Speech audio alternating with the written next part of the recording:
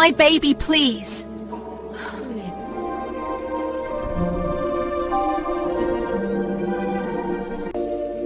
I'm sorry. I'll never look away again.